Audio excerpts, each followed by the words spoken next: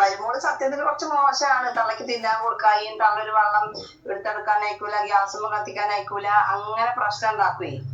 അപ്പൊ ഈ മൂപ്പത്തിക്ക് രാവിലെ ഇൻസുലിൻ വെച്ചിട്ട് മകൻ പോയതാണ്. ഇൻസുലിൻ വെച്ച് കുറച്ച് കഴിഞ്ഞ ഇതിന് ഭക്ഷണം കഴിക്കുകയാണെങ്കിൽ ഇതിന് വേറെ ഇളകും. അപ്പൊ ഇതെന്താ സുഹൃത്തുക്കളെ, കഴിഞ്ഞ ദിവസം നിലമ്പൂരില് മരുമകളെ അമ്മായിയമ്മ കൊന്നുകളഞ്ഞു, വെട്ടിക്കൊന്നുകളഞ്ഞു എന്ന് പറയുന്ന വാർത്ത നമ്മുടെ മുമ്പിലേക്ക് എത്തിയത്.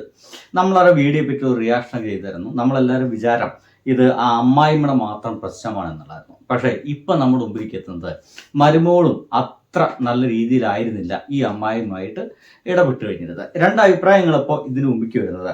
ഒന്ന്, ഇങ്ങനെ ഒരു വീഡിയോ ഇട്ട സമയത്ത് അതിന്റെ താഴത്ത് ഒരാളൊരു കമന്റ് അടിച്ചിരുന്നു. ആ കമന്റ് ഇങ്ങനെയാണ് കേട്ടോ: ഓരോ കിഴങ്ങൻ ഭർത്താക്കന്മാരുണ്ട്, ഭാര്യയെ എത്ര ദ്രോഹിച്ചാലും തള്ളയുടെ കീഴിലേ നിർത്തൂ.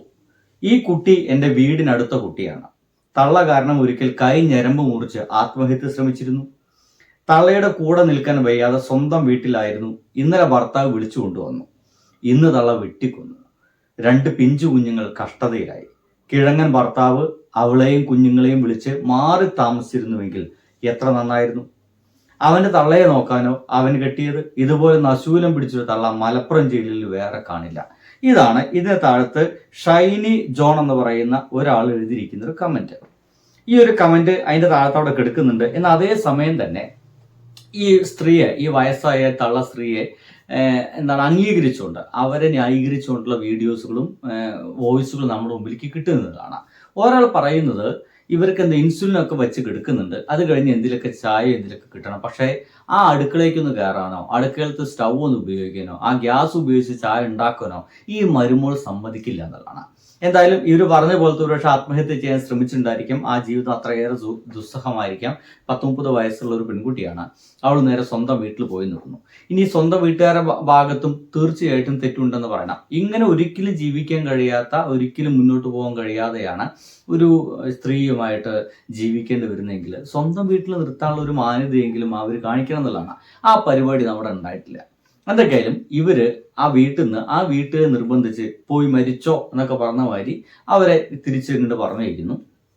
തിരിച്ചു പറഞ്ഞിരിക്കുമ്പോഴോ നമ്മൾ മനസ്സിലാക്കുന്ന കാര്യം എന്ന് വെച്ച് കഴിഞ്ഞാൽ ഈ സ്ത്രീ അത് മുമ്പ് തന്നെ വീട്ടിലത്തെ ഈ വാക്കത്തി, വെട്ടുവാനുള്ള കത്തി നന്നായിട്ട് ഊട്ടിക്കുക എന്നൊക്കെ പറയും, നന്നായിട്ട് മൂർച്ചയൊക്കെ ആക്കിയിട്ട് കൊടുന്നു വെച്ചിരിക്കുന്നു.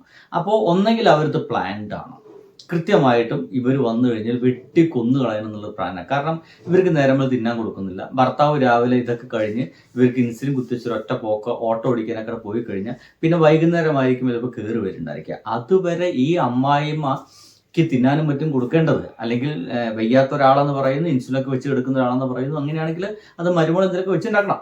പക്ഷെ ഇത് തിന്നാൻ പോലും സമ്മതിക്കില്ല എന്നാണ് ഈ വീഡിയോയിൽ പറയുന്നത്.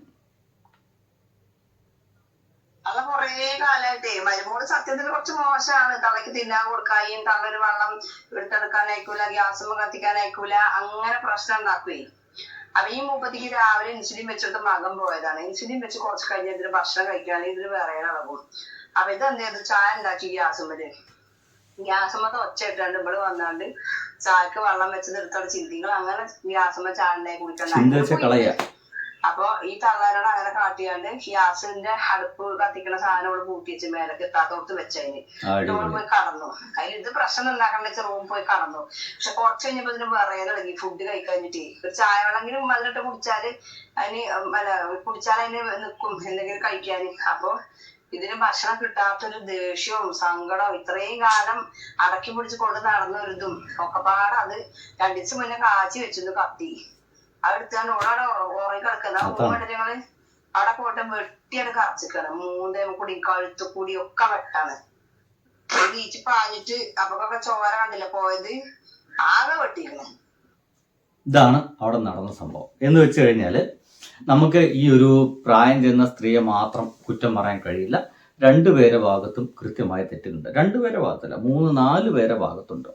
ഒന്ന്, ഇവർക്ക് വേണമെങ്കിൽ ആ സ്വന്തം വീട്ടിൽ പോയി നിൽക്കായിരുന്നു. സ്വന്തം വീട്ടുകാർ തിരിച്ചു പറഞ്ഞേക്കുക. കാരണം അത്രയും ക്രൂരമായിട്ടുള്ള സ്ത്രീയുടെ മുമ്പിലേക്ക് വീണ്ടും പറഞ്ഞേക്കുന്നത് ആത്മഹത്യ ചെയ്യാൻ ശ്രമിച്ചതിന്റെ ഭാഗമായിട്ട് സ്വന്തം വീട്ടിൽ പോയിരുന്നത്.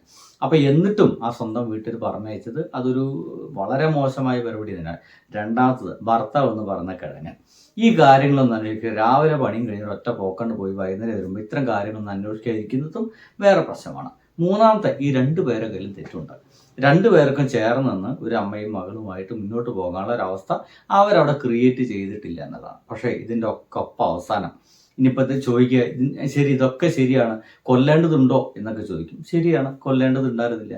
ഇവർക്ക് പറഞ്ഞു തീർക്കാവുന്ന പ്രശ്നം ഉണ്ടാകുന്നുള്ളൂ. പക്ഷേ ആ പറഞ്ഞു തീർക്കാൻ ഏതെങ്കിലും ഒരു ആളുകൾ അതിൻ്റെ ഇടയിലൊന്ന് ഇടപെടായിരുന്നു. ഇതവിടെ ഉണ്ടായിട്ടില്ല എന്നതാണ്. എന്തായാലും ആ സ്ത്രീ നല്ല പക മനസ്സിൽ കൊണ്ടു നടക്കുന്ന സ്ത്രീയാണ്. ആ പക മനഃപൂർവ്വം കൃത്യമായിട്ടും 2 ദിവസം മുമ്പ് തന്നെ വാക്കത്തിക്ക് നല്ലപോലെ മൂർച്ചാക്കി വീട്ടിൽ കൊടുന്ന് വെച്ചുവെങ്കിൽ അതവർ പ്ലാൻഡ് ആയിരുന്നു. ഇങ്ങനെ തന്നെക്ക് ഇനി ചായ ഒഴിച്ച് തരില്ലെന്നും ഭക്ഷണം ചോദിച്ചാൽ കിട്ടില്ലെന്നൊക്കെ അവർക്ക് അറിയാമായിരുന്നു. അപ്പോൾ അതുകൊണ്ട് തന്നെ അത് തീർക്കാം എന്നുള്ള ഉദ്ദേശത്തിൽ തന്നെയാണ് അവർ ഇന്ന് നമ്മൾ മനസ്സിലാക്കേണ്ടിയിരിക്കും.